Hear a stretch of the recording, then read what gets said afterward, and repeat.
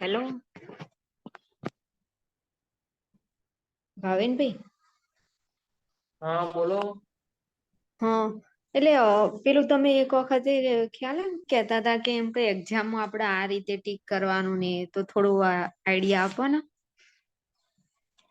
Recording ચાલુ છે madam. બે એવું અત્યારે છે? હા હા, પછી ઓકે. હા.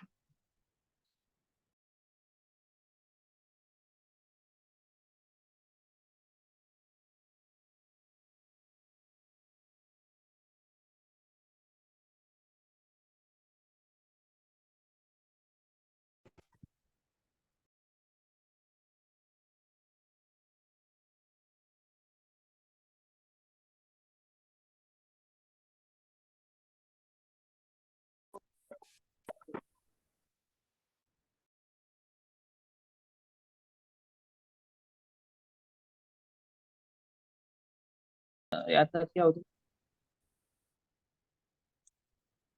એબીએ મેં કરાવતી લખ્યા છે આપ લોકો? એબી આવે, એબીએ શું?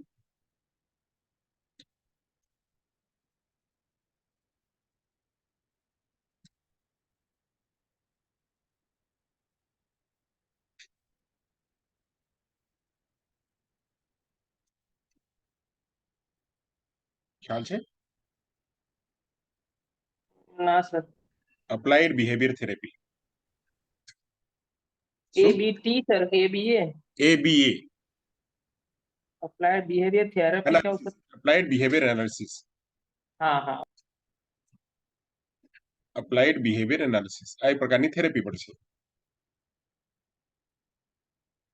એને આપણે બિહેવિયર થેરેપી પણ કહીએ, એબીએ પણ કહીએ. સરસ, ચલો એકાદ હજી જવાબ લઈ લઈએ, પ્રશ્ન લઈ લઈએ. સર આઈડી બાળકો માટે ને? હા, આઈડી, સીપી અને એસડી બધા બાળકો માટે એબીએ.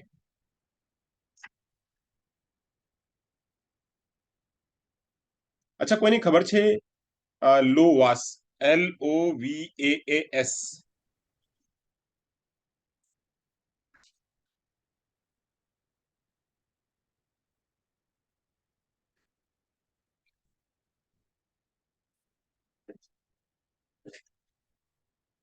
ખ્યાલ છે?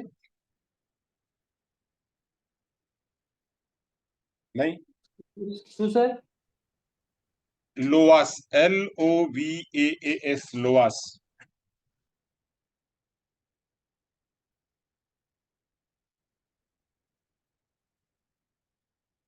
ના સર, નથી ખબર.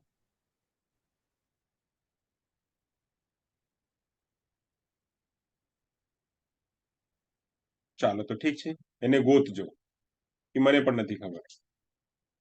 સર શેના સંદર્ભે છે એ કહો છો તો અમે ખોરી દઈએ. ઓટિસ્ટિક ના સંદર્ભે છે અને ટૂલ ઓટિસ્ટિક. છે. હા ઠીક. હા, અને ટૂલ છે એ. બરાબર. હા સર. ચાલો તો હવે આપણે શરૂ કરવાનું છે. અહીંયાથી આપણે આગળ વધીએ.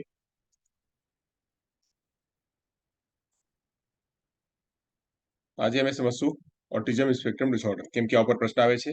એના પછી આપણે લર્નિંગ ડિસેબિલિટી છે, એના પછી આપણે સીપી છે, સરળ પડશે. એટલી જ આપણે ચર્ચા કરશું. બાકીને બ્રીફમાં લેશું. એટલા તો આપણે થોડા ડીપમાં ચર્ચા કરશું. દેખાય છે ને બધાને? હા જી સર. મેં હા બહુ સર, ડીપમાં નહીં દેખાય. જઈશું, બહુ ટૂંક શબ્દોમાં આપ લોકોને કહેશું. ડિટેલમાં મારે નહીં જવાનું. જે શબ્દો છે, મેન શબ્દો પર ફોકસ કરવાનું છે. અને એને થોડી ડિટેલિંગમાં એનું શબ્દો જે છે, એના જે ફૂલ ફોર્મ છે, કાં તો એને મગજમાં એક બાર બે બાર તૈયારી કરી લેવાનું છે. એમ તો ઘણા શબ્દો આવી ગયા છે આપણા ટેસ્ટમાં. મેં ઘણા શબ્દો લઈ લીધા છે. આજે તમે કરશો ને, જ્યારે જોશો તો ખ્યાલ આવશે કે ના, એ બધું ટેસ્ટમાં આવી ગયા છે. ચાલો તો આપણે સમજીએ ઓટિઝમ સ્પેક્ટ્રમ ડિસઓર્ડર શું છે.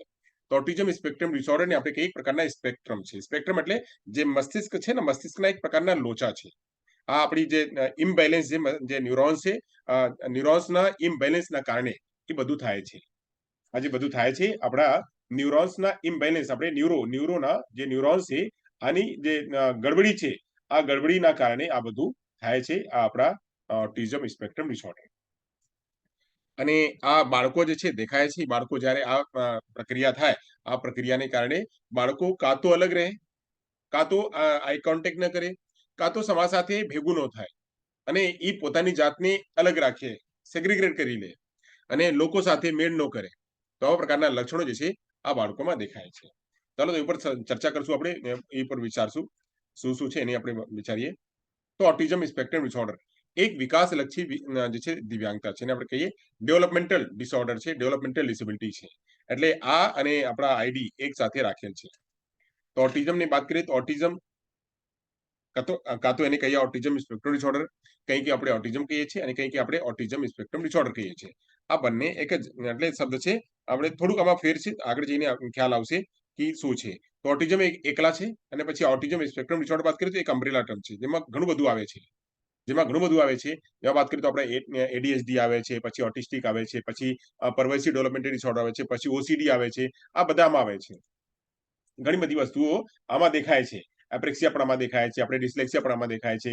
આમાં જે છે અલગ ટેકનિક પણ આમાં અલગ વસ્તુઓ પણ આમાં દેખાય છે, જેની હું ચર્ચા આગળ કરશું આપણે. ચલો આગળ જઈએ. તો કહે છે કે આ એક વિકાસલક્ષી દિવ્યાંગતા છે, જે વ્યક્તિ વાતચીત કરવાની અને વ્યક્ત કરવાની ક્ષમતાને અસર કરે છે. આ જે ડિસઓર્ડર છે વ્યક્તિના વાતચીત કરવાની, કાં તો એના સાથે કમ્યુનિકેશન ની વાત, આ બધુંમાં જે છે આ બેરિયર બને છે. જ્યારે કોઈ વાતો કરે એ ક્યાં દેખાય છે, તો બાળકના જે પહેલો ક્રિટિકલ એજ છે, જે ક્રિટિકલ એજ છે પહેલા વર્ષથી આગળ જેમ જેમ આગળ વધે છે તેમ તેમ એ બધું દેખાય છે.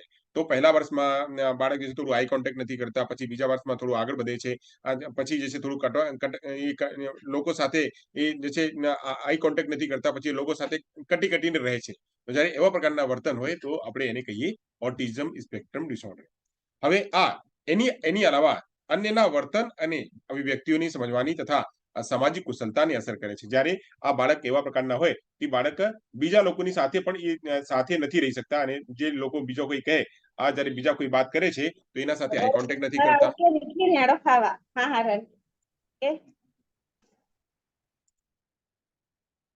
છે કાંઈ બીજું હજી બોલવાનું છે? આપણા એટલા જ મિત્રો છે આજે 29 મિત્રો બસ? બધાનું તૈયાર થઈ ગયું છે એવું લાગે છે. હા,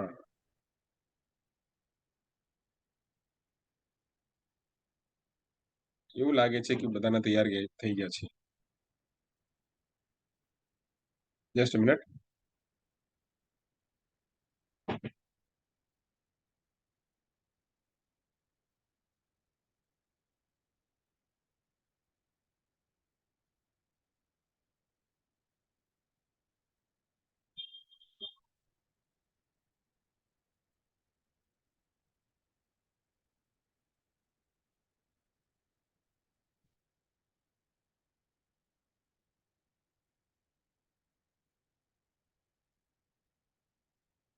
ચાલો, તો હવે વાત કરીએ તો આ જે બાળકો છે, આ બાળકો જે પીડિત છે, આ સ્થિતિથી પીડિત લોકોએ સામાન્ય રીતે સ્વસ્થ વ્યક્તિઓ અને સમાજ સાથે વાતચીત કરવામાં મુશ્કેલી પડે છે. જે બાકી અન્ય લોકો છે, જે ટિપિકલ લોકો છે, જે સમાજના જેમ એટલે જે લોકો વાતચીત સારી રીતે કરી શકે, જે સારી રીતે પોતાની જાતને મેન્ટેન કરી શકે, સમાજમાં રહી શકે, સમાજની સાથે વાદ વ્યવહાર કરી શકે, એવા લોકો સાથે આ બાળકો જે છે આ મેન્ટેન નથી કરી શકતા, આ લોકો સાથે વાતચીત નથી કરી શકતા, આપણી જે પોતાની જાત છે એના સાથે જે છે એને કમ્યુનિકેટ નથી કરી શકતા. તો આ એટલે આમાંથી અલગ પડે છે. તેઓ સામાન્ય રીતે શબ્દો અથવા ક્રિયાઓ દ્વારા પોતાની જાતને વ્યક્ત કરી શકતા નથી અને ઘણીવાર અસામાન્ય પુનરાવર્તિત વર્તન પણ વિકસાવે છે.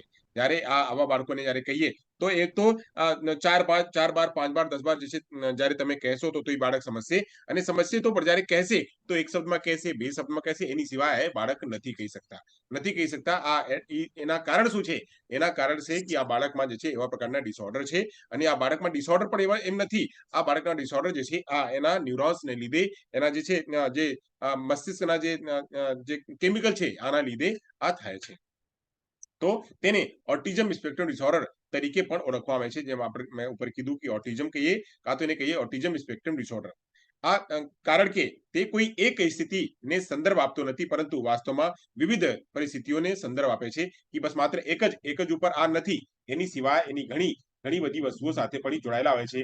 જેમ કે વાત એ બાળકમાં જે છે કદાચ ક્યારેક ક્યારેક એપિલેપ્સી જેવા કન્ડિશન દેખાય છે, ક્યારેક ક્યારેક જે છે સૂતા નથી, આંખે જે છે એની આંખ ખુલ્લી રહે છે અને પછી આંખ ખુલ્લી રહે છે પણ કોઈને જોતા નથી એવું હોય છે. ક્યારેક ક્યારેક જે છે આ ધ્યાન એકાગ્ર નથી કરી શકતા, ક્યારેક ક્યારેક જે છે એ બાળક જે છે વ્યગ્ર થઈ જાય છે, ક્યારેક ક્યારેક જે છે આ બાળક કોઈની સાથે ગુસ્સા થઈ જાય છે. એવા પ્રકારના વર્તન બાળકમાં દેખાય છે અને બાળકના એ વર્તન સાથે સાથે બાળકમાં શબ્દો બરાબર નથી આવતા. બસ એક કન્ડિશન નથી કે બાળક બસ સાંભળતા નથી, એક કન્ડિશન નથી કે બાળક જે છે જોતા નથી, એક કન્ડિશન નથી કે બાળક ચાલી નથી શકતા. આ બાળક જે છે આ એક સાથે ઘણી બધી વસ્તુઓને લઈને ચાલે છે. એટલે આપણે એને અમ્બ્રેલા ટર્મ કહીએ છીએ. જ્યારે આ ડિસેબિલિટીના વાત કરીએ, આ ઓટિઝમના જે ડિસેબિલિટી છે એને આપણે અમ્બ્રેલા ટર્મ કહીએ. શું કહીએ? Umbrella term. એક અમ્બ્રેલા ટર્મ છે.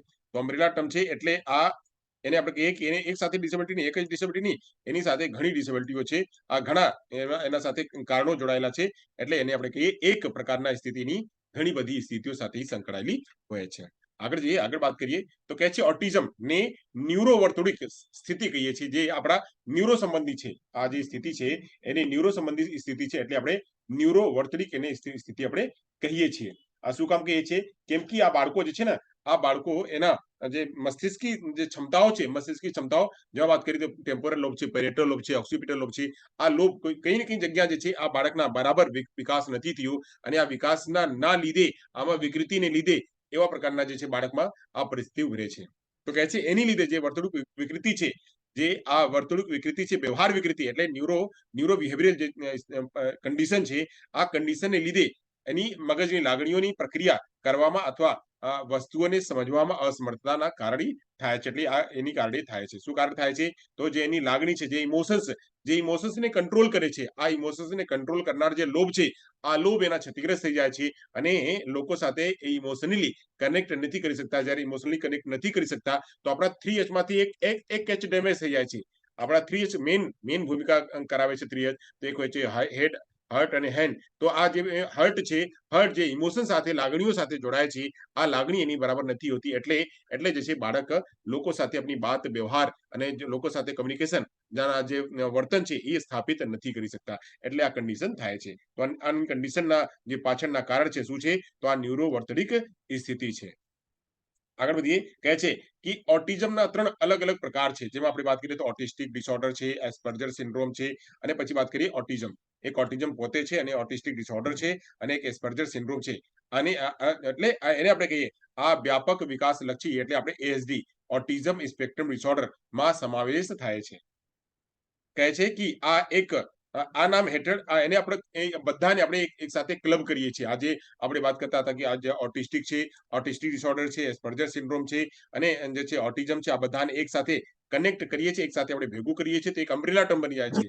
શું બની જાય છે? તો એક અમ્બ્રેલા ટર્મ બની જાય છે અને એક ક્લબ કરીએ છીએ. જ્યારે આપણે ક્લબ કરીએ, અમ્બ્રેલા બનાવીએ તો એને આપણે આ અમ્બ્રેલા ટર્મને આપણે ઓટિઝમ સ્પેક્ટ્રમ ડિસઓર્ડર કહીએ. જ્યારે મિત્રો આ વાત આવે કે ઓટિઝમ સ્પેક્ટ્રમ ડિસઓર્ડર, તો ઓટિઝમ સ્પેક્ટ્રમ ડિસઓર્ડર જ્યારે કોઈ કહે તો એટલે અહીંયા એ સમજવાનું કે બસ માત્ર ઓટિસ્ટિક બાળક નથી, બસ માત્ર ધ્યાન આપવામાં મુશ્કેલ નથી, જે બાળક ADHD માં નથી, એની સાથે ઘણી બધી જે વાતો જે છે આમાં સંકળાયેલી છે. કદાચ બાળક જે છે એપિલેપ્સી ના થઈ શકે, કદાચ બાળક જે છે આમાં થોડુંક વ્યવહારના સમસ્યા, જે વ્યવહારને સ્થાપિત કરવાની સમસ્યા છે આ થઈ શકે, કદાચ એમાં આઈ કોન્ટેક્ટ ન કરી શકે. આમાં એક સાથે ઘણી બધી વ્યવસ્થાઓ જે છે એમાં સંકળાયેલી હોય છે. થોડી આગળ વધીએ, આગળ ચર્ચા કરીએ તો કહે છે કે ઓટિસ્ટિક જે ઓટિઝમને આપણે ન્યુરો વર્તુળિક સ્થિતિ તરીકે પણ આપણે વ્યાખ્યાયિત કરીએ છીએ અને જેનો અર્થ થાય છે કે એક વર્તુળિક સ્થિતિ જેમાં મગજની લાગણી તો વાત થઈ ગઈ હતી, આ સમજવા આપણે વાત કરીએ છીએ. આ જે વાત છે આ 1911 માં જે આપણે ઓટિઝમની વાત છે અહીંયા વાત કરી. જ્યારે ઓટિઝમના, તો ઓટિઝમ ક્યારે, અહીંયા મારું પેન ચાલે છે, ઓટિઝમના જે શબ્દ છે, ઓટિઝમના શબ્દ, તો કહે છે ઓટિઝમના શબ્દ 1911 માં જર્મન મનોચિકિત્સક યુજેન બ્લુરર એને આ શબ્દ પહેલી વાર એનું કોઇન કર્યું હતું. કહે છે કે જર્મન સાયકોલોજીસ્ટ યુજેન બ્લુરેલ દ્વારા કહે છે એની પહેલા એ ચર્ચા કરતા સિઝોફ્રેનિયાની. આ એક મનોચિકિત્સક હતા. મનોચિકિત્સકની વાત કરીએ તો આ સિઝોફ્રેનિયા છે, માનિયા છે, આ બધા પ્રકારના આપણા મેન્ટલ ઇલનેસ છે, માનસિક બીમારીઓ છે. તો પહેલા એ માનસિક બીમારીની ચર્ચા કરતા હતા કે માનસિક બીમારી શું કામ થાય છે, કેવી રીતના થાય છે. આપણે ઘણી બધી મૂવી જોયા છીએ. આપણે કઈ મૂવી આપણે વાત કરીએ તો આપણે ભૂલ ભુલૈયા 1 અને ભૂલ ભુલૈયા 2, આ બંનેમાં આપણે સિઝોફ્રેનિયાની ચર્ચા થયેલી છે.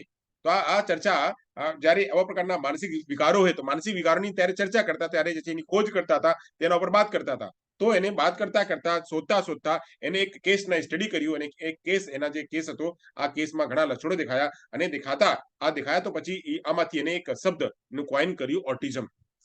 તો ઓટિઝમ ના સૌથી પહેલા જે ખ્યાલ છે, ઓટિઝમ ના સૌથી પહેલા જે શબ્દ છે, આ જાય છે નામ એને યુજેન બ્લુરને. આ 1911માં જે છે આ પહેલા એક મનોચિકિત્સક, જર્મન મનોચિકિત્સક હતા અને એની કોઈન કરી અને એની શોધ કરી. ચલો આગળ વધીએ, આગળની ચર્ચા કરીએ. તો કહે છે કે હવે એની સમજીએ કે આ શું છે. આમાં અમે ચર્ચા કર્યા તો મેઇનલી એમાં 3 શબ્દો હોય છે. ઓટિઝમના પ્રકારોમાં 3 પ્રકાર હોય છે. એની સિવાય આપણે અમરેલટામાં નાની વાતો છે, પણ આપણે મુખ્યતઃ 3 રૂપ આપણે સમજીએ છીએ. 3 રૂપ કયો? એકને આપણે કહીએ ઓટિઝમ ડિસઓર્ડર, એકને આપણે કહીએ ઓટિઝમ ડિસઓર્ડર. હવે ઓટિઝમ ડિસઓર્ડર શું હોય એની પર ચર્ચા કરીએ. તો કહે છે ઓટિસ્ટિક ડિસઓર્ડર કે અહીંયા ઓટિસ્ટિક છે. ઓટિસ્ટિક ડિસઓર્ડર શું? તો કહે છે ઓટિસ્ટિક ડિસઓર્ડર એક ક્લાસિકલ ઓટિઝમ છે. એક ક્લાસિકલ ઓટિઝમ છે જે બધી જગ્યાએ દેખાય છે. કહે છે ઓટિઝમ સૌથી સામાન્ય પ્રકાર છે. ક્લાસિકલ છે એટલે ક્લાસિકલ એટલે સામાન્ય છે, દેખાઈ શકે, કોઈમાં દેખાઈ શકે, એને આપણે કહીએ છીએ ક્લાસિકલ ઓટિઝમ, જે નોર્મલી દેખાય છે, આપણે સમજી શકીએ છીએ. કહે છે ઓટિસ્ટિક ડિસઓર્ડર ધરાવતા લોકોમાં સામાન્ય રીતે ભાષામાં વિલંબ હોય છે. તેઓ સામાજિક અને જે સંપ્રેષણ છે, પ્રત્યાયન છે, સામાજિક અને પ્રત્યાયનના પડકારોનો સામનો કરે છે અને અસામાન્ય રુચિઓ અને વર્તનનું ચિત્રણ કરે છે. જ્યારે આ ઓટિસ્ટિક ડિસઓર્ડરની વાત કરીએ, જ્યારે આપણે ઓટિસ્ટિક ડિસઓર્ડરની વાત કરીએ તો ઓટિસ્ટિક ડિસઓર્ડર બાળકોમાં શું દેખાય છે? તો આવા પ્રકારના બાળકો, એના જે વર્તન છે, વર્તન બરાબર નથી હોતો, સામાજિક રૂપથી જે છે આ કનેક્ટ નથી કરી શકતા લોકો સાથે, જે એના પ્રત્યાયન છે, પ્રત્યાયન પ્રભાવિત હોય છે અને સાથે જે છે આ એની રુચિ જે સામાન્ય વ્યક્તિઓ હોય છે, સામાન્ય વ્યક્તિઓ માખફ આ એની રુચિ નથી દેખાતી, અસામાન્ય દેખાય છે. તો આ જે અસામાન્ય દેખાય, એના જે વ્યવહાર છે, વર્તન છે, અસામાન્ય દેખાય, સામાન્ય કરતા લોકો સાથે સમાવેશ ન કરી શકે, એને આપણે કહીએ છીએ ઓટિસ્ટિક ડિસઓર્ડર. અને ઓટિસ્ટિક ડિસઓર્ડર આપણે ક્લાસિકલ ઓટિઝમ પણ કહીએ છીએ. અહીંયા મિત્રો એક પણ શબ્દ છે, યાદ રાખજો કે એને ક્લાસિકલ ઓટિઝમ પણ કહીએ છીએ. એટલે આ નાની વાતો જે છે, એટલે હું અહીંયા પોઈન્ટ આઉટ કરું છું કે આપણે આવા નાની વાતો પૂછાય છે, એટલે આ ડીપમાં આપણે કન્ટેન્ટ નથી પૂછતા, તો આપણે એ સમજવાનું છે. તો કહે છે આગળ કે આ અસમાન રુચિઓ થઈ ગયા. હવે કહે છે ઓટિસ્ટિક ડિસઓર્ડર થી પીડિત બૌદ્ધિક ક્ષમતા પણ દર્શાવે છે. એટલે આ બાળકને, જ્યારે ઓટિસ્ટિક બાળકો હોય એટલે આપણે ડેવલપમેન્ટલ ડિસેબિલિટી કહીએ છીએ. બાળકના જે છે એ સ્થિતિ બાળકના જે છે શરૂઆતમાં જ દેખાય છે. બાળકના શરૂઆતમાં જ દેખાય છે, જ્યારે બાળક નાના હોય છે અને 12 મહિનાના, 9 મહિનાના, 24 મહિના જ્યારે બાળક હોય છે, ત્યારે એ અવસ્થા દેખાય છે અને 3 વર્ષમાં તો બધી ક્લિયર થઈ જાય છે કે બાળક ઓટિસ્ટિક છે. અને જ્યારે આ અવસ્થામાં દેખાય, જે ક્રિટિકલ પીરિયડ છે, ક્રિટિકલ પીરિયડમાં બાળકના વિકાસ ન થાય, તો પિયાજીના મુજબ બાળકના વિકાસ તો તે અવસ્થામાં વધારે થાય છે. તો જ્યારે વધારે ન થાય તો બાળક જે છે એના બૌદ્ધિક અક્ષમતા પણ હોય છે અને બાળકના બૌદ્ધિક વિકાસ પર જે છે આ પ્રભાવ પડે છે. એટલે ઓટિસ્ટિક ડિસઓર્ડરમાં આપણે બૌદ્ધિક અક્ષમતા પણ દેખાવા માંડે છે, એટલે આપણે એ પણ દેખાય છે. એટલે આ રૂપની પાછળ થાય છે. આગળ વધીએ તો કહે છે કે હવે પરવેસિવ ડેવલપમેન્ટલ ડિસઓર્ડરની વાત કરીએ. એને કહીએ આપણે પીડીડી. એને આપણે કહીએ છીએ પીડીડી. ક્યારેક આવે પીડીડી. એક હોય છે ઓસીડી, એક છે પીડીડી અને એક છે ઓસીડી. પીડીડી શું છે એની પર ચર્ચા કરીએ. પીડીડી તો કહે છે પીડીડી એટલે પરવેસિવ, વ્યાપક વિકાસલક્ષી ડિસઓર્ડર, જે મેં પાછળમાં ચર્ચા કરતા હતા. તો વ્યાપક વિકાસલક્ષી ડિસઓર્ડર કેટલીક વાર એને અટિપિકલ કહે છે, અટિપિકલ ઓટિઝમ ડિસઓર્ડર પણ કહેવાય છે. એને આપણે પીડીડી એનઓએસ પણ કહેવાય છે. મિત્રો અહીંયા ક્યારેક આ શબ્દ આવે તો અહીંયા ધ્યાન કરજો, મેં લખેલી છે પીડીડી એનઓએસ. હવે પીડીડી એટલે તો સમજી ગયા કે પરવેસિવ ડેવલપમેન્ટલ ડિસઓર્ડર, એટલે વ્યાપક વિકાસલક્ષી ડિસઓર્ડર, વ્યાપક વિકાસલક્ષી વિકાર, વ્યાપક વિકાસલક્ષી વિકાર એને કહેવામાં આવે, પણ એની સાથે એનઓએસ પણ હોય છે. હવે એનઓએસ શું હોય છે તો અહીંયા નીચે લખેલ છે મિત્રો કે પીડીડી એનઓએસ એટલે કે pervasive developmental disorder not otherwise specified. કહે છે કે આનું સ્પેસિફાઈડ નથી કરેલ, પણ છે, દેખાય છે, એ સ્પેસિફાઈ નથી. જેમ આપણા ઓટિસ્ટિક આપણે વાત કરીએ, ઓટિઝમની વાત કરીએ, આ સ્પેસિફિક છે, ઓટિઝમ સ્પેસિફિક છે, પણ આ પીડીડી દેખાય તો છે, પણ એને આપણે સ્પેસિફિક નથી કર્યા. કેમ નથી કર્યા એની આગળ જે છે ચર્ચા છે. કહે છે જે વ્યક્તિઓ ઓટિસ્ટિક ડિસઓર્ડર અને કેટલાક એસ્પર્જર સિન્ડ્રોમ માટે કેટલાક માપદંડો તો દર્શાવે છે. એટલે જ્યારે આપણે વાત કરીએ ઓટિસ્ટિક બાળકમાં આપણે સમજ્યા અહીંયા કે બાળક વર્તનમાં જે છે એના બરાબર નથી હોતો, સમાજમાં જે છે બરાબર નથી હોતો અને વાતો નથી કરી શકતા, અલગ દેખાય છે. અને વાત કરીએ એસ્પર્જર સિન્ડ્રોમમાં, તો એસ્પર્જર સિન્ડ્રોમમાં ઘણી જે છે નવા વિકૃતિઓ દેખાય છે, જેની આપણે આગળ ચર્ચા કરશું.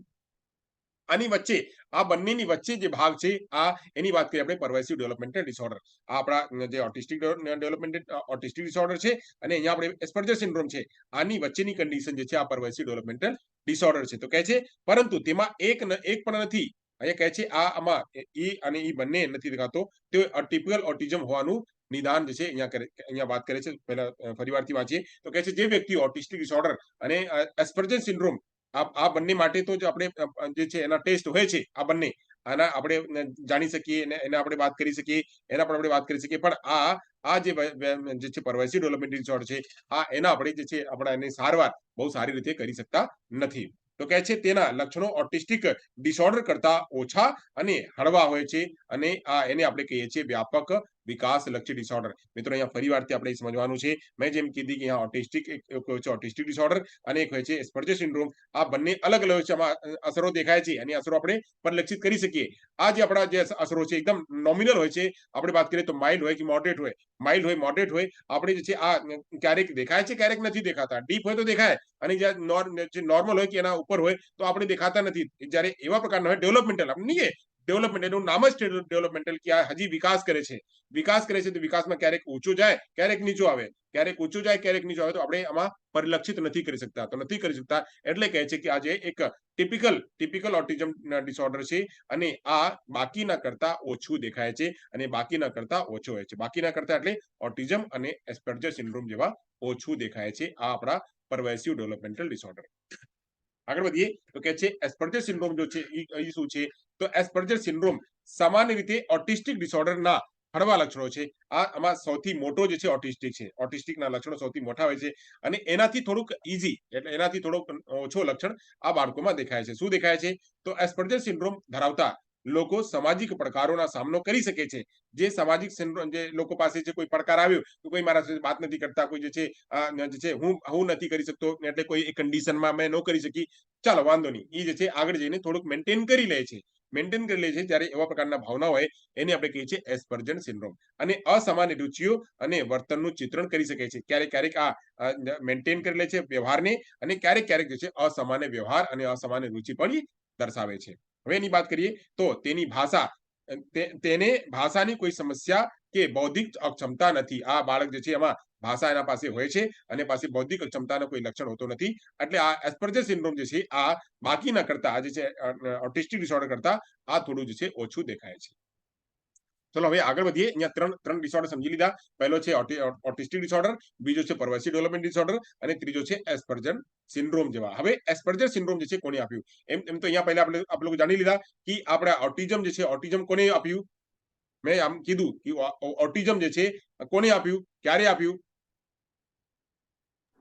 બ્લુલર 1911 ની અંદર સર જર્મન હા. યુઝિન બ્લુલર હા, યુજીન બ્લુરલ.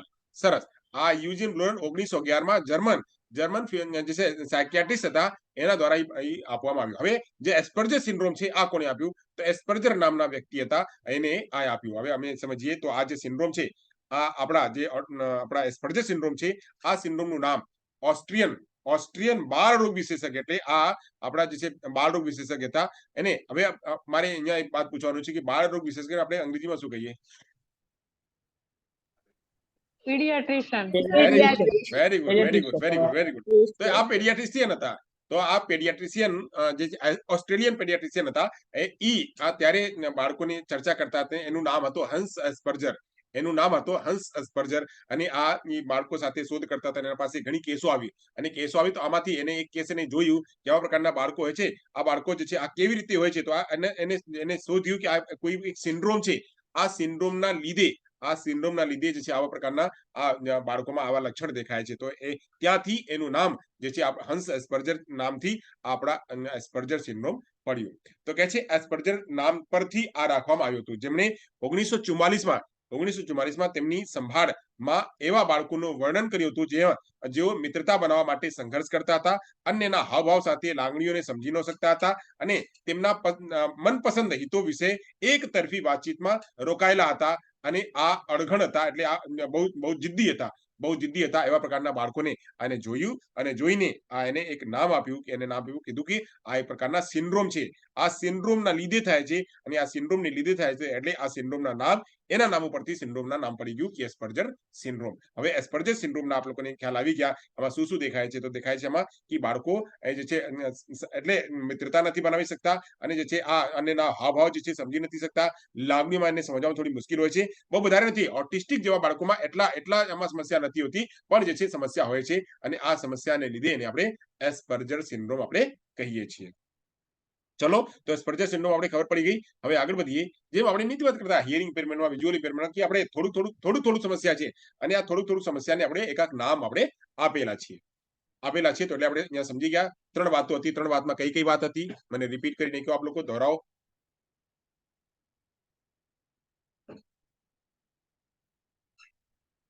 3 પ્રકાર ઓટિઝમના, 3 પ્રકાર એને અમ્બ્રેલા પહેલો ટર્મ કહીએ. પ્રકાર ઓટિસ્ટિક ડિસઓર્ડર છે. પહેલો.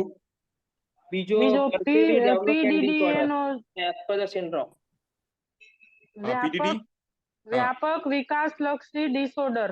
હા, બરાબર. વ્યાપક વિકાસલક્ષી ડિસઓર્ડર, વિકાર. એને વિકાર પણ કહીએ છીએ. ડિસઓર્ડર હવે બધા આપણે ગુજરાતી કીધા તો એને પણ ગુજરાતી કહીએ તો વ્યાપક વિકાસલક્ષી વિકાર એ આપણે કહી શકીએ. કાં તો એને કહીએ પરવેસિવ ડેવલપમેન્ટલ ડિસઓર્ડર. ત્રીજું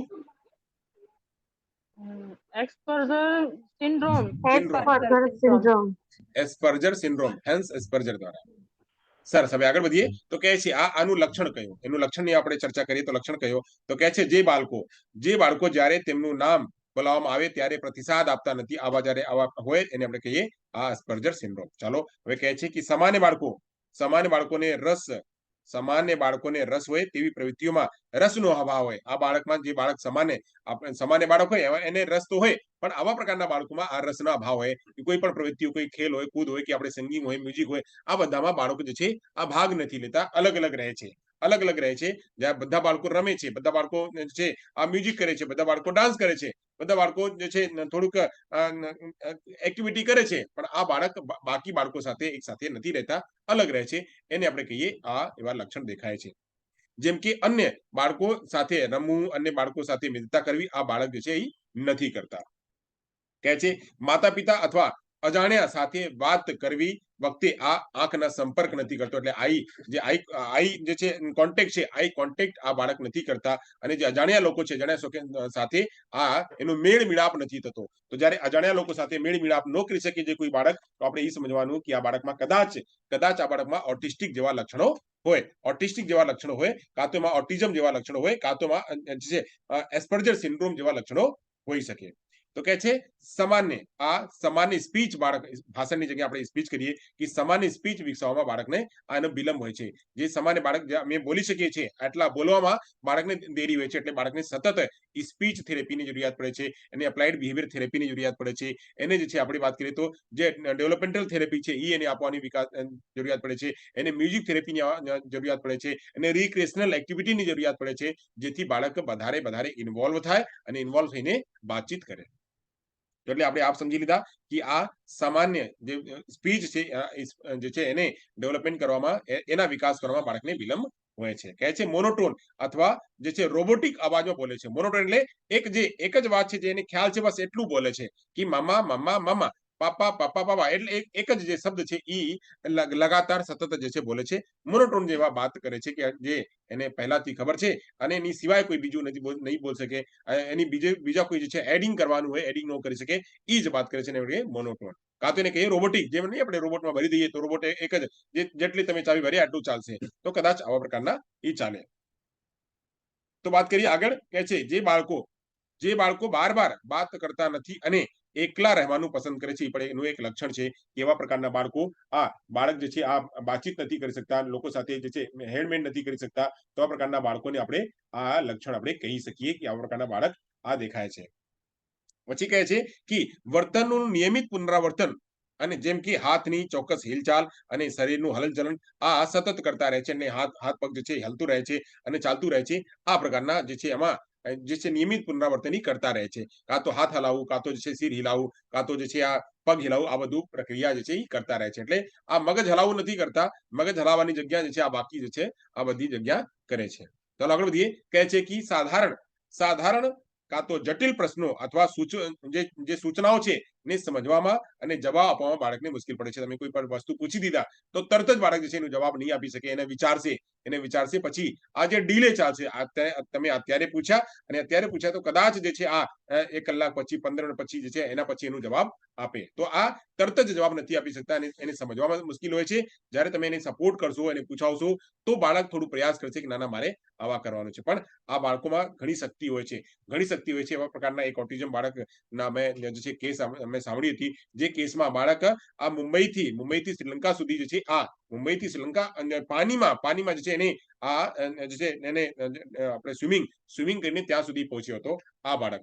તો સ્વિમિંગ કરવામાં બાકી એક્ટિવિટીમાં બાળક જે આગળ વધી શકે છે અને આગળ કામ કરી શકે છે. તો એટલે આપણે સમજી લીધા.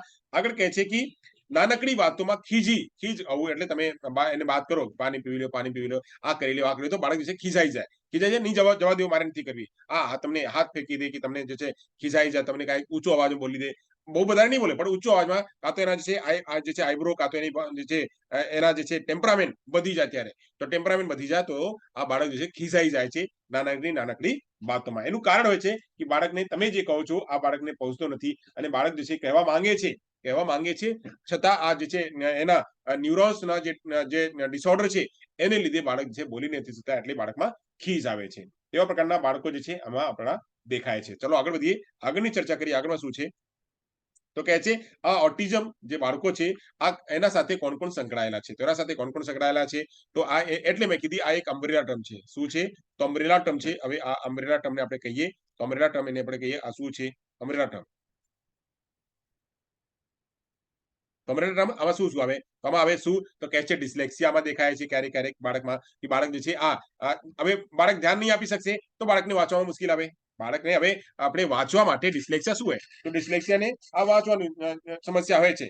તો જ્યારે હવે બાળક ધ્યાન જ નહીં આપશે આ પુસ્તકમાં, જ્યારે ધ્યાન નહીં આપશે તો એને વાંચવામાં તો સમસ્યા હોય, એટલે આવા પ્રકારની કન્ડિશનમાં દેખાય છે. પછી કહે છે ડિસ્પ્રેક્સિયાની પણ આમાં જે છે બાળકમાં જે છે આમાં દેખાય છે કે બાળક જે કોઈ વાત કહે અને બીજા વાતને કોઈ નિર્દેશ જે છે કોઈ આપે તો એને ફોલો ન કરી શકે, તો એ ડિસ્પ્રેક્સિયાના પણ લક્ષણોમાં દેખાય છે. પછી કહે છે ઓબ્સેસિવ કમ્પલ્સિવ ડિસઓર્ડર. અહીંયા એક વાત છે, અત્યારે તો આપણે સમજાતા પીડીડી, અત્યાર સુધી આપણે પીડીડી સમજાતા, અને પીડીડી ની સિવાય એક બીજું હોય છે, પીડીડી ની સિવાય અહીંયા એક બીજું હોય છે, કહે છે ઓબ્સેસિવ કમ્પલ્સિવ ડિસઓર્ડર. તો હવે ઓબ્સેસિવ કમ્પલ્સિવ ડિસઓર્ડર શું છે તો કહે છે આ મનોગ્રસ્તીઓ જે, અને પછી વાત કરીએ કે આ લગાતાર પુનરાવૃત્તિ કરવી, સતત અવાંછનીય વિચારો લઈ આવો, અને જે છે આ એની મગજમાં અલગ અલગ પ્રકારની છબીઓ બની અને છબીઓના લીધે આ જે બાળક છે બાળકમાં જે છે ચિંતાનું કારણ બનવું અને જે છે પોતાની જાતમાં ખોયા રહ્યું આ બાળકમાં દેખાય છે. તો એટલે ઓબ્સેસિવ કમ્પલ્સિવ ડિસઓર્ડર શું હોય છે કે બાળક ઓબ્સેસિવ થઈ જાય છે, અને ઓબ્સેસિવ એટલે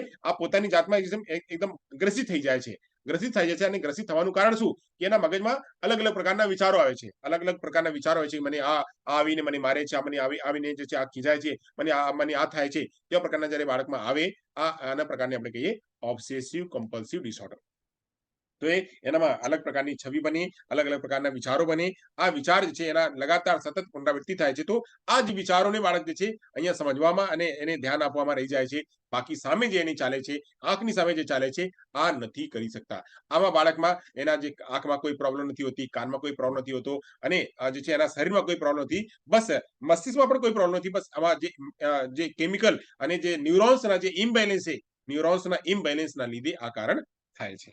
વાત કરીએ બીજું શું હોય છે તો એડીએચડી ની આપણે વાત સમજાતા, તો એડીએચડી એટલે attention deficit hyper active disorder. તો આની લીધે ઓટિસ્ટિક ને લીધે બાળક હાઇપર એક્ટિવ થઈ જાય છે, અને ક્યારેક બિલકુલ શાંત રહે તો ક્યારેક જે છે બિલકુલ જે છે હાઇપર થઈ જાય. તો આવા પ્રકારની કન્ડિશન બાળકમાં દેખાય છે. પછી વાત કરીએ તો બાળક જે છે નિદ્રા એટલે જે છે એની ઊંઘ જે છે પૂરી નથી થતી, કાં તો બાળક જે છે બહુ વધારે ઊંઘ લે, કાં તો બહુ વધારે ઊંઘ ન લે, બંને કારણમાં થઈ શકે કે નિદ્રા પણ થઈ શકે અને અનિદ્રા પણ આમાં થઈ શકે. નીંદ અને જે છે ઊંઘ અને વગર ઊંઘના પણ બાળક હોઈ શકે. કહે છે માનસિક સ્વાસ્થ્ય ના સમસ્યાઓ, તો બાળક જે છે એના બાકી સમસ્યાઓ છે, જેમ વાત કરીએ તો આપણે મિર્ગી છે, એટલે એપિલેપ્સી બની શકે, સાથે સાથે બાળકમાં સ્પીચના પ્રોબ્લેમ થઈ શકે, લેંગ્વેજના પ્રોબ્લેમ થઈ શકે, અને બાળક જે છે શરીર રૂપથી બરાબર સ્વસ્થ ન રહી શકે, સતત એના મગજ જે છે દુખાવો બન્યા રહે, એવા પ્રકારની કન્ડિશન બાળકની સાથે બની શકે છે. આ એટલા લક્ષણો દેખાય છે કોનામાં, એટલા લક્ષણો ઓટિઝમ વાળા બાળકોમાં દેખાય છે. અહીંયા સુધી બધાને ખ્યાલ આવી ગયા? કોઈને કન્ફ્યુઝન હોય તો મને પૂછે, પછી આગળ વધીએ. સર ડિસ્પ્રેક્સિયા ફરી સમજાવો ને, મને નેટનો પ્રોબ્લેમ તો ખ્યાલ નથી આવ્યો. મેં ડિસ્પ્રેક્સિયાની વાત કરી કે ધારો કે અત્યારે હું વાત કરું છું અને તમે મારા જે સૂચન છે એને સતત એકદમ એઝ ઇટ ઇઝ તમે ફોલો નથી કરી શકતા. તો ફોલો નથી કરતા આ બાળકો જે છે હોય છે આમાં ઘણી પ્રોબ્લેમ હોય છે. તમે જે કહો આ બાળક જે છે એને એના સમજવામાં જે ઇન્સ્ટ્રક્શન જે સૂચન છે સૂચનને એક્વાયર કરવા અને પછી એના પ્રત્યુત્તર આપવામાં બાળક જે છે નથી કરી શકતા. એને આપણે કહીએ ડિસ્પ્રેક્સિયા. તો ડિસ્પ્રેક્સિયા થઈ ગયા, ડિસ્લેક્સિયા થઈ ગયા, અને ઓબ્સેસિવ કમ્પલ્સિવ ડિસઓર્ડર થઈ ગયા, પરવેસિવ ડેવલપમેન્ટલ ડિસઓર્ડર થઈ ગયા, અને ઓટિસ્ટિક ડિસઓર્ડર થઈ ગયા, અને સાથે સાથે એસ્પર્જર સિન્ડ્રોમ થઈ ગયા, અને સાથે સાથે વાત કરીએ એડીએચડી થઈ ગયા, અને માનસિક સમસ્યા વિકારો થઈ ગયા, એપિલેપ્સી થઈ ગયા. આ બધા એક સાથે જાય મળી જાય એને આપણે કહીએ ઓટિઝમ સ્પેક્ટ્રમ ડિસઓર્ડર. આ બધા એક સાથે દેખાય છે એને આપણે કહીએ છીએ તો એને આપણે એટલે કહીએ છીએ અમ્બ્રેલા ટર્મ. ખ્યાલ આવી ગયા? સર આ ત્રીજું મને કયો ને, બાધ્યતા મનોગ્રસ્ત અમ્બ્રેલા વિકાર. ટર્મ શું કે સર? હા અમ્બ્રેલા ટર્મ કહેવાય ને? એને અમ્બ્રેલા ટર્મ. Term, okay. હા, અમ્બ્રેલા ટર્મ, TERM. એટલે અમ્બ્રેલા છે ને એ અમ્બ્રેલામાં બધા એક જ અમ્બ્રેલામાં બધા છે, એક જ છાત્રગણ છે, આ બધા છે. તો કોનું કોણ છે? તો ડિસ્લેક્સિયા છે, ડિસ્પ્રેક્સિયા છે, અને ઓબ્સેસિવ કમ્પલ્સિવ ડિસઓર્ડર. હવે ઓબ્સેસિવ કમ્પલ્સિવ ડિસઓર્ડર બેન પૂછતા હતા શું હોય છે, તો જ્યારે બાળક એક જ વસ્તુને બાર પુનરાવર્તન કરે, અને પુનરાવર્તન શું કામ કરે, તો એના મગજમાં ઘણી બધી વાતો ચાલે, કે કોઈ એને જોયું, કોઈ વાત જોયું, અને એ વાતને ડીપ વિચારે છે, એ વાતને અંદર જઈને વિચારે છે, અને એના કઈ મતલબ નથી, મતલબ સામે કઈ મતલબ નથી, પણ એને ડીપ વિચારે છે. એટલે બાળક જે છે ને કોઈને આવા પ્રકારના બાળકને આપણે જ્યારે મોલ્ડ કરીને લઈએ ને, તો બાળક કોઈ પણ વસ્તુને ડીપ જઈને, જેમની આપણે વાત કરીએ તો આપણે સૂક્ષ્મદર્શી અને આપણે શું કહીએ માઇક્રોસ્કોપ, તો માઇક્રોસ્કોપ આપણે એકદમ ડીપ ને એકદમ નાના જીવાણુઓને આપણે જોઈ શકીએ. કેવા બાળક જે છે આ નાના જીવાણુઓ પણ જોઈ શકે, અને નાની વાતને પણ કરી શકે છે. અને એને લીધે જે છે આ ધ્યાન નથી આપી શકતા, અને જ્યારે ધ્યાન નથી આપી શકતા તો બાળક જે છે સતત પરેશાન રહે છે. એને આપણે કહીએ છીએ ઓબ્સેસિવ કમ્પલ્સિવ ડિસઓર્ડર. ઓબ્સેસ થઈ જાય છે. ઓબ્સેસ એટલે એક જ જગ્યાએ સ્ટક થઈ જાય છે, એક જ જગ્યાએ એક જ વસ્તુ સાથે એની લાગણી થઈ જાય છે, અને એના ઉપર વારવાર વિચારે છે, બાકી ઉપર ધ્યાન નથી આપતા. એને આપણે કહીએ છીએ ઓબ્સેસિવ કમ્પલ્સિવ ડિસઓર્ડર. ખ્યાલ આવી ગયા બહેન? હા સર. એડીએચડી વિશે ખબર છે, અને એપિલેપ્સી વિશે ખબર છે. આ બાકી બધી આપ લોકોને વાત ખબર છે, એટલે ઉપર નથી જતા. હવે આગળ વધીએ, આગળ ઉપર ચાલીએ. તો કહે છે આગળમાં ચાલીએ તો કહે છે ઓટિઝમની સારવાર આપણે કેવી રીતે કરશું. તો ઓટિઝમની સારવાર કરવા માટે કે પ્રારંભિક બાળપણ, જ્યારે આપણે આજે કાલે અને રોજ પ્રશ્ન આવે છે ECC ઉપર, તો અર્લી ચાઇલ્ડહુડમાં બાળકના હસ્તક્ષેપ કરવાનું. તો આ 3 વર્ષમાં ખ્યાલ આવી જાય છે કે બાળક ઓટિઝમ છે.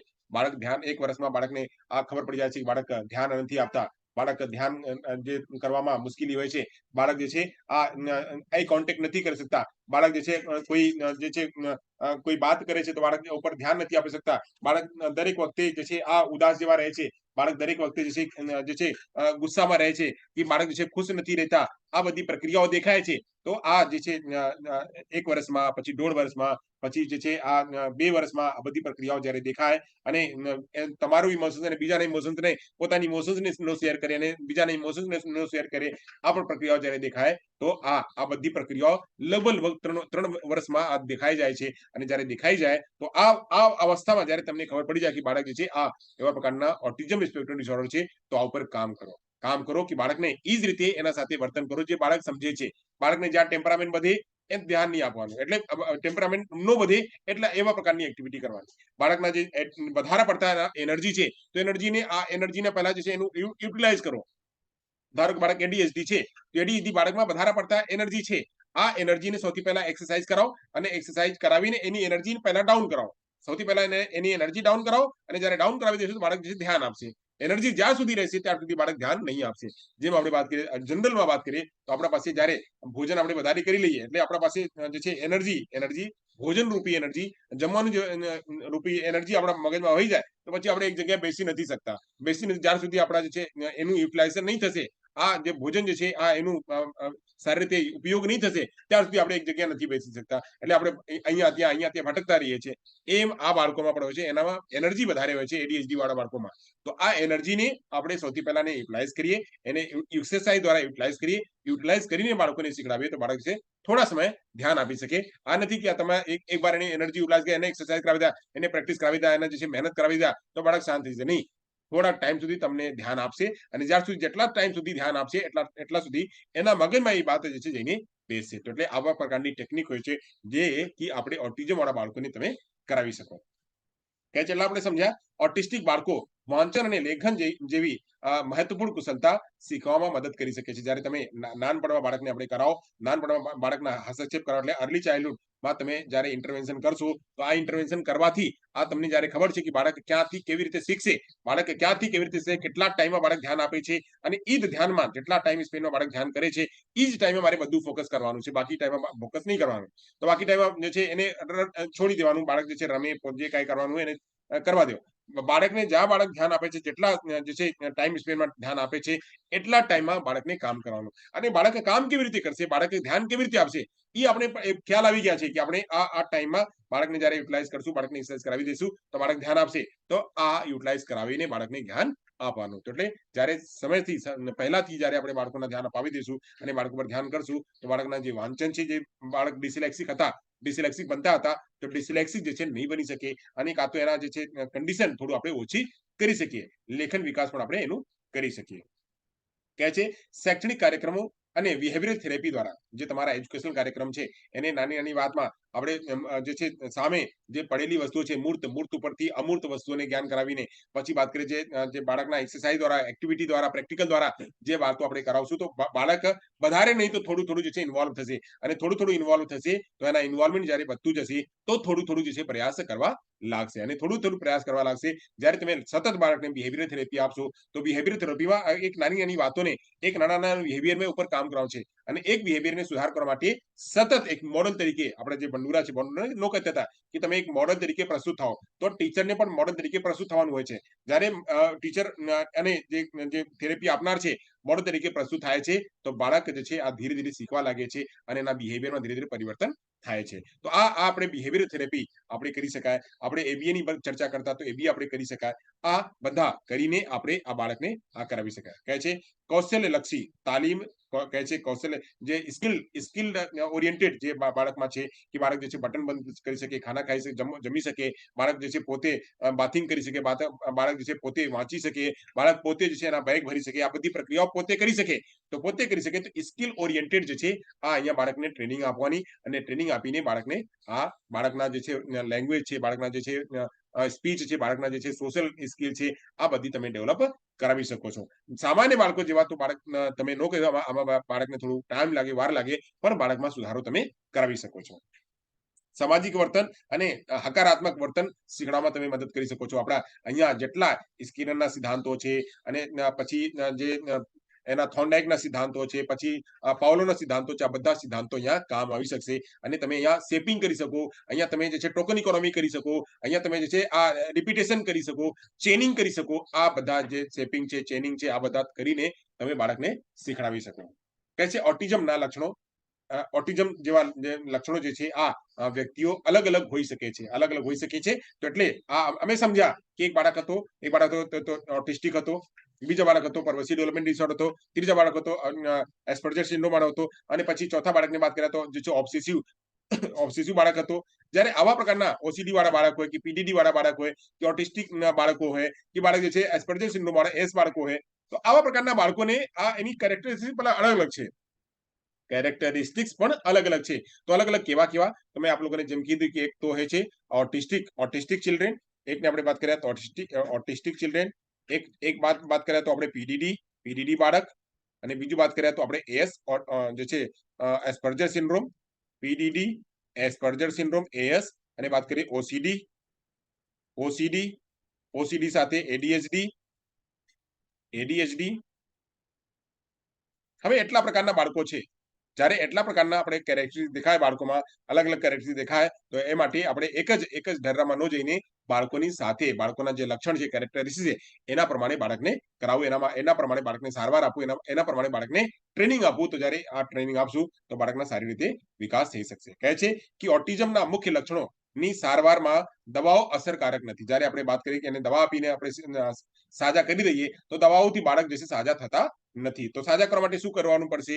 તો આ ક્યારેક હવે એટલે બધી વાતો તમે કહો કે બાળકને આ દવા આપીને બાળકનો ઓટિઝમ દૂર કરાવી દો, તો બાળકનો ઓટિઝમ આથી દૂર નહીં થાય. બાળકના ઓટિઝમ ના બાકી જે લક્ષણો છે, જે એસોસિએટેડ કન્ડિશન છે, એસોસિએટેડ કન્ડિશન છે કે બાળક જે છે આ બાળક ક્યારેક ક્યારેક એવા પણ બાળક છે જેની લાર જે છે સતત જે છે ટપકે છે, તો આ એની તમે દવા કરી શકો. બાળક જે છે આની સાથે કોઈ એસોસિએટેડ કન્ડિશન આવી ગઈ છે કે બાળક જે છે બાળક કાનમાં એને દુખાવો બને છે, તો એ તમે દવા આપી શકો. બાળકના એપિલેપ્સી છે તો એપિલેપ્સીના તમે દવા આપી શકો. બાળકના જે છે બાળકના કોઈ જે છે પેન છે તો પેનના તમે દવા આપી શકો.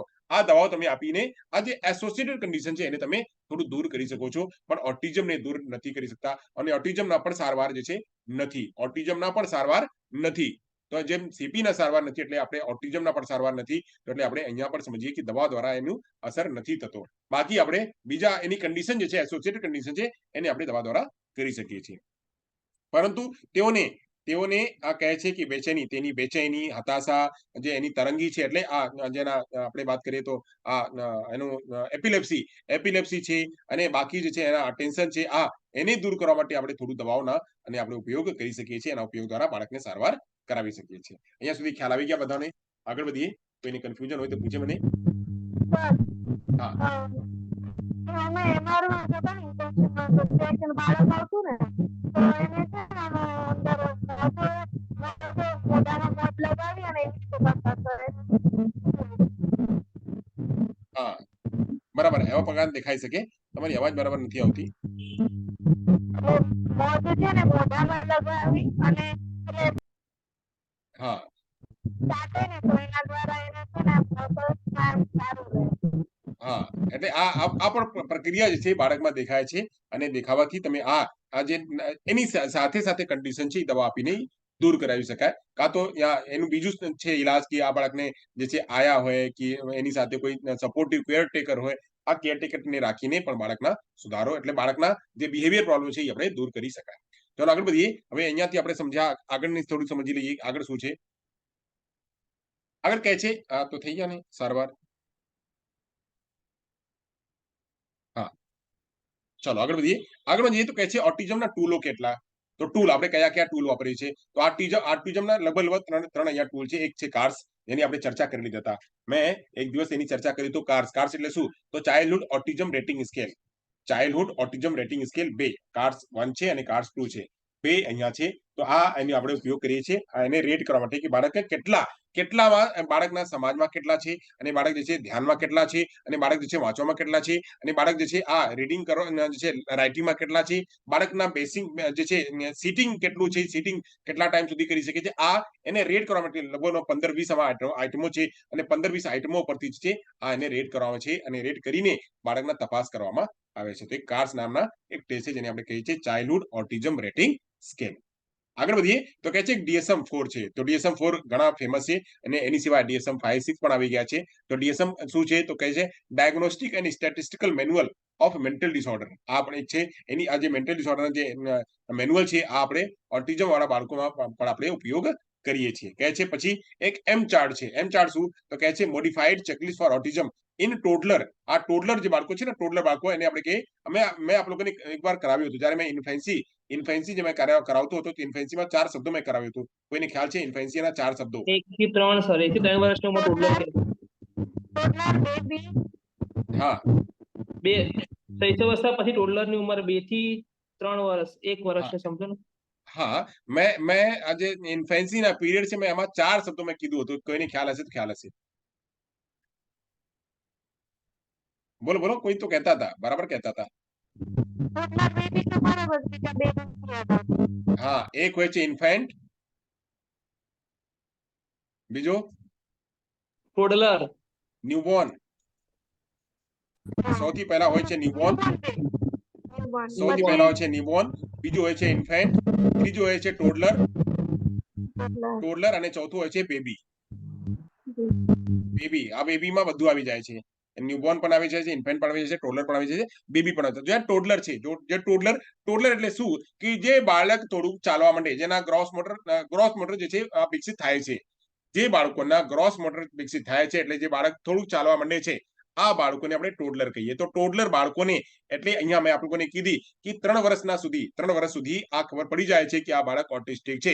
એની પહેલા તો નથી ખબર પડતી, કેમ કે બાળકના એટલું સોસાયટી નથી હોતી, કેમ કે આ સોસાયટીના લીધે છે અને આ વ્યવહારના લીધે છે. તો બાળક જ્યારે નાના બાળક હોય તો આ વ્યવહાર એટલું નથી આપણે દેખતા, પણ આ ધીરે ધીરે બાળકમાં એટલું આઈ કોન્ટેક્ટની સાથે સાથે અને બાળકના જે છે બિહેવિયર સાથે સાથે બાળક જે છે લોકો સાથે મળવાનું સાથે સાથે અને વસ્તુઓથી પ્યાર કરવાની સાથે સાથે આ થોડું લક્ષણ તો ખબર પડી જાય છે. પણ મોટા ભાગમાં જ્યારે લક્ષણ ક્યારે દેખાય છે તો 3 વર્ષની ઉંમરે બાળકના મોટાના ભાગમાં દેખાવા માંડે છે. તો આ ઉંમરે જે છે આ પ્રકારના ટેસ્ટ બનાવે છે એમચેટ. તો એમચેટ જે છે આમાં જે છે ટોલરમાં સ્થિતિમાં આ ટેસ્ટ કરાવે છે કે બાળકના કેટલું બિહેવિયર છે અને કેટલા બાળકમાં પરિવર્તન છે અને બાળકમાં કેટલા લક્ષણ દેખાય છે. આ ટોડલર ઉપરથી આ જે છે કરવામાં આવે છે, તેને આપણે કહીએ એમચેટ. તો એમચેટ છે, પછી DSM-4 છે અને પછી કાર્સ 1 અને કાર્સ 2 આ બે છે આ જે 3 જે ઓટિઝમના ટૂલ છે. ચલો અહીંયા સુધી ખ્યાલ આવી ગયા, આગળ વધીએ. હા સર. સર હા બોલો. એક જે ટૂલ્સ તમને શોધવાનો કીધો તો એનું નામ આપો ને ફરીવાર. શું કીધું હતું? હા, LOVAS લોવાસ. સ્લાઇડ કરો તો પહેલી LOVAS. અચ્છા ટાઈપ કરી દઉં, હાલો ટાઈપ કરી દઉં બેન.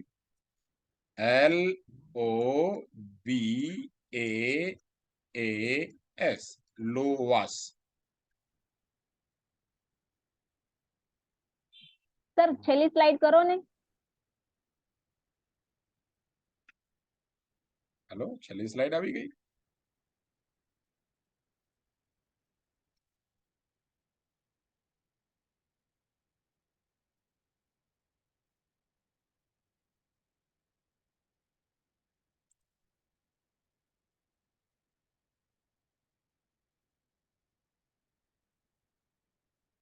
થઈ ગયા કે હજી બાકી છે? થઈ ગયું. અચ્છા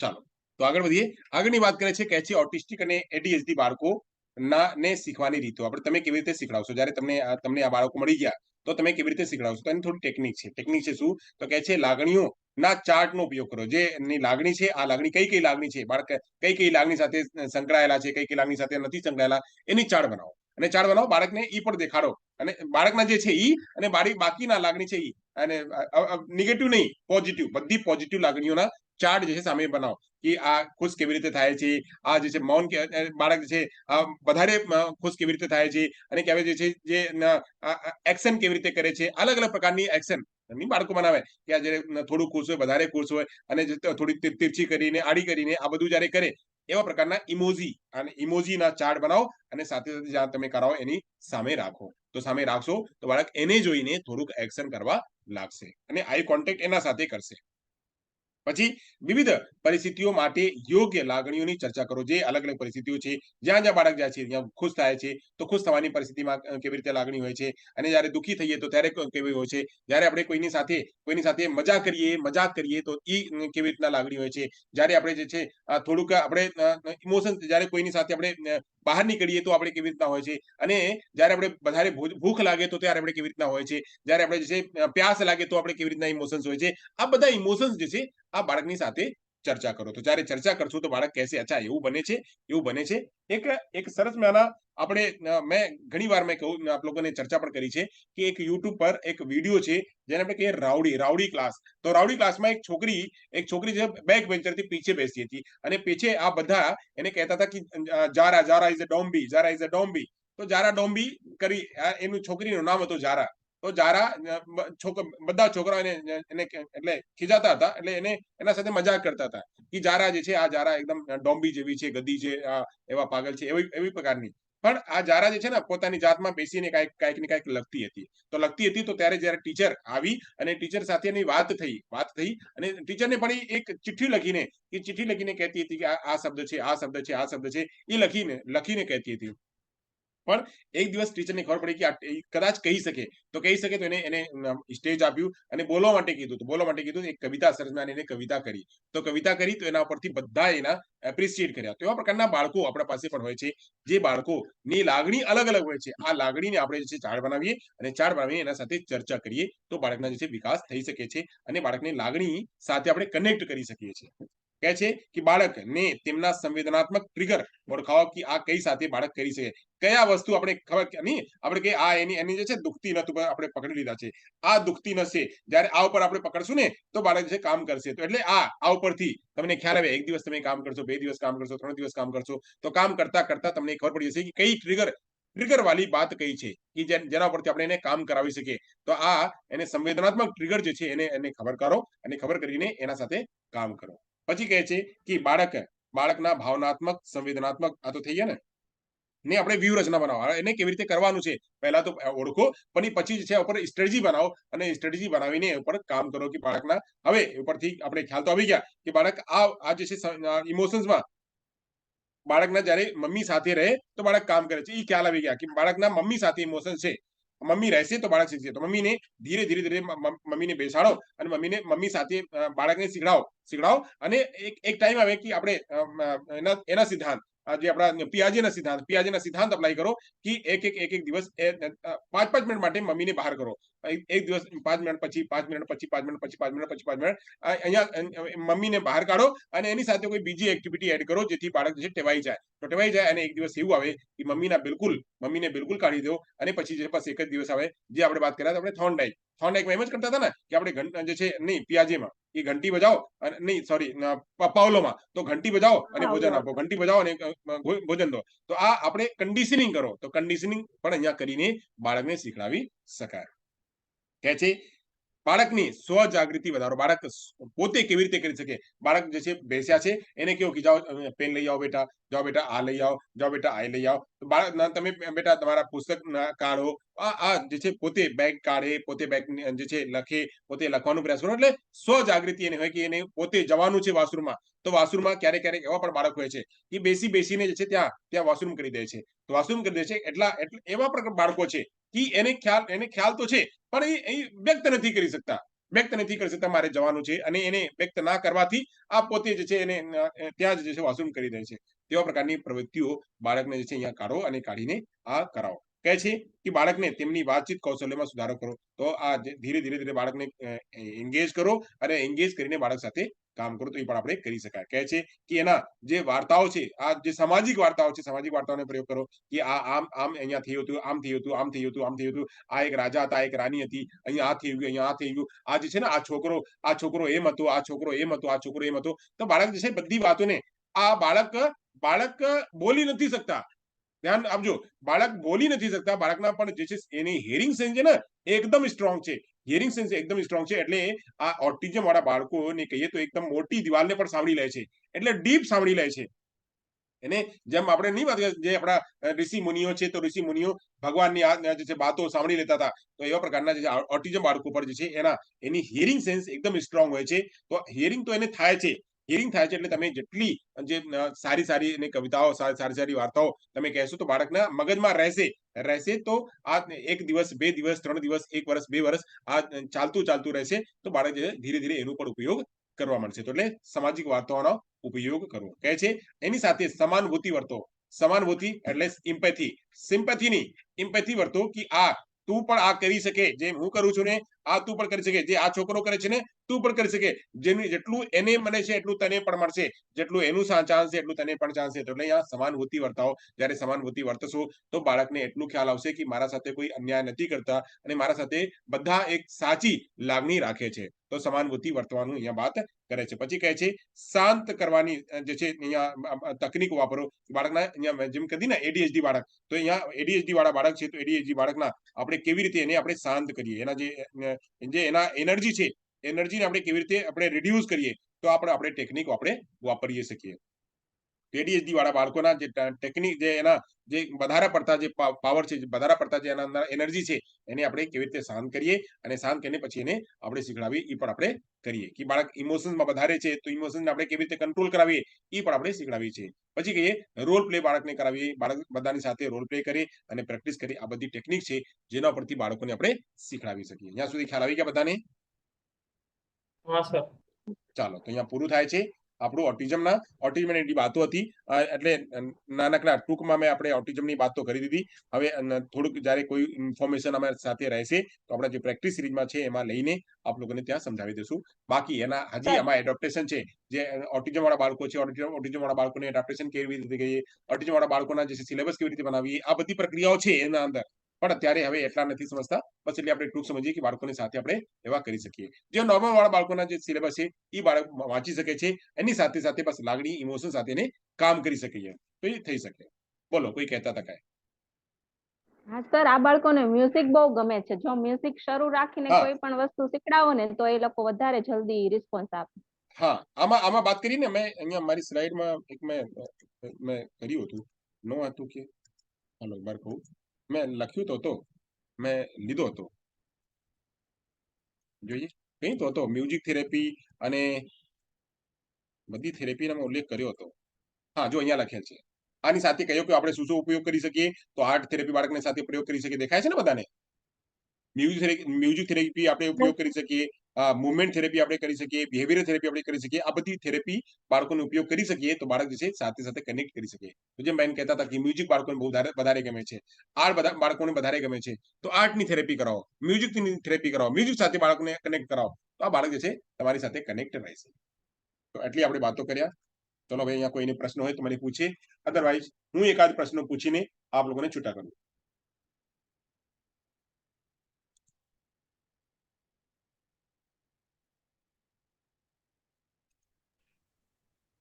બોલો, કોઈને છે પ્રશ્ન? સર, પ્રશ્ન નથી, હમ. પણ મારે થોડું આના વિશે થોડું કેવું છે. બોલો. કદાચ ઘણાને ખબર તો હશે જ તે, હમ. પણ તો પણ થોડી જાણકારી માટે હમ. કે વિશ્વ સંભાષણ અક્ષમતા જાણકારી દિવસ છે, વિશ્વ ઓટિઝમ જાગૃતિ દિવસ, હા, હા. 2 એપ્રિલ 2007 સંયુક્ત Good. રાષ્ટ્ર મહાસભાએ તેનું સ્વીકાર્યું હતું હમ, હમ. અને એને ત્યારથી એને આ દિવસ માન્ય ગણ્યો. અને એનું પ્રતીક છે ને વાદળી રંગ છે. અને વર્ષ 2013 છે ને તે કૃષ્ણ નારાયણ સ્વામી છે ને એના દ્વારા અલખી આશા નામનું ગીત બહાર પાડવામાં આવ્યું હતું. અને મારામાં લખ્યું છે કે 110% બાળકને ઓટિઝમ થઈ શકે છે એવું લખેલું છે. થઈ શકે છે. માત્ર ખાલી આપણે 3 પ્રકારના સમજ્યા ને, કે એક માઇલ્ડ છે, એના આપણે એસ્પર્જર સિન્ડ્રોમ છે, અને પછી પર્વસી ડેવલપમેન્ટલ ડિસઓર્ડર છે. આ બધું થઈ શકે આ બાળકોમાં. એ એટલા ડિસેબિલિટી જે થઈ શકે છે. તો આ ઓટિઝમ અવેરનેસ ડે આપણે ઉજવીએ છીએ. તો ઓટિઝમ અવેરનેસના જે ડે ના કલર જે બેને કીધા, કયો કલર? તો વાદળી કલર. કયો કલર કીધા? વાદળી કલર. વાદળી કલર. હા, આ કલર જે છે આપણે હા, નેશનલ ઓટિઝમ ડે એટલે ઇન્ટરનેશનલ છે, ઈ 2 તારીખે છે ને ઇન્ડિયાનો છે 6 તારીખે છે. આ 6 તારીખ શું? ઇન્ડિયાનો ઓટિઝમ ડે 6 શું? ભારત અવેરનેસ ડે છે સર. હા, અવેરનેસ ડે. હા, awareness day autism 2 awareness day. April છે. હા, કઈ તારીખ સર? ઓટિઝમ અવેરનેસ ડે ફરીવાર બોલો. 6 એપ્રિલ. હા સર, 2 એપ્રિલ 2007 છે ને ઓટિઝમ અવેરનેસ ડે છે. અવેરનેસ ડે, ઓટિઝમ ડે નહીં, અવેરનેસ ડે છે. 2 April 2007. World autism awareness international લેવલનો છે. હા, ઈ વર્લ્ડ ઓટિઝમ અવેરનેસ છે. હા, ને ઇન્ડિયા 6 તારીખે છે. 6 એપ્રિલ. 6 એપ્રિલે શું? એટલે પખવાડા છે પૂરું. આ પૂરું પખવાડા છે. આ પખવાડા આપણે બધા જે કરીએ છીએ. બરાબર. ચાલો, તો અહીંયા પૂરું કરીએ આપણે. આપ લોકો જઈને તૈયારી કરો, અને તૈયારી કરીને પછી જે ટેસ્ટ છે કાલે બધા લોકોના, એટલે મોટા ભાગના લોકોના નંબર સારો આવ્યો હતો. તો એવી રીતે તૈયારી કરતા રહો. અને આ જેટલા પ્રશ્નો છે જે મેજર પ્રશ્નો છે એને ધ્યાન રાખીને એને નોટ બનાવીને એની રિપીટ કરતા જોજો કે ભૂલાય ન. આમાં કેટલા પ્રશ્નો હતા, કેટલા શબ્દો હતા, આ બધા શબ્દો કામ આવશે, કઈ ને કઈ તો કામ આવી જશે. એના એક લાઈનમાં, એક લીટીમાં, કે એના ફૂલ ફોર્મમાં, કે એના શોર્ટ ફોર્મમાં કદાચ પૂછી શકે તો તમને ખ્યાલ રહેશે, તો તમે એનો જવાબ આપી શકશો. તો 6 આની એપ્રિલ અવેરનેસ ડે ને હા 6 એપ્રિલ અવેરનેસ ડે ને છે ને autism 2 April 2 April world awareness day. ને વાદળી રંગ છે સર શેના માટે છે? શું વાદળી રંગ? એની કલર નક્કી કરેલા છે. ઓટિઝમ નું પ્રતીક કે એમ પ્રતીક છે એમ. એના ઓકે પ્રતીક. પ્રતીક હા છે. હા. ઓકે તો 6 એપ્રિલે શું કીધું ઓટિઝમ? શું ઇન્ડિયન ની વાત કરે છે, ઇન્ડિયન ઓટિઝમ અવેરનેસ ડે. અચ્છા બરાબર. સર એ કન્ફર્મ છે? ના ના હા એટલે હું એ જ કહું છું.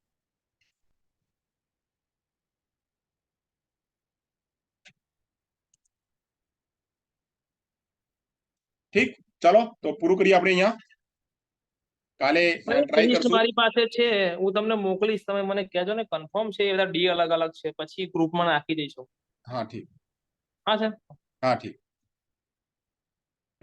ચાલો તો હવે તૈયારી કરજો બધા, અને મળીએ કાલે નવા કોઈ ટોપિક ઉપરથી. Okay sir. ચાલો બાય. Okay sir bye.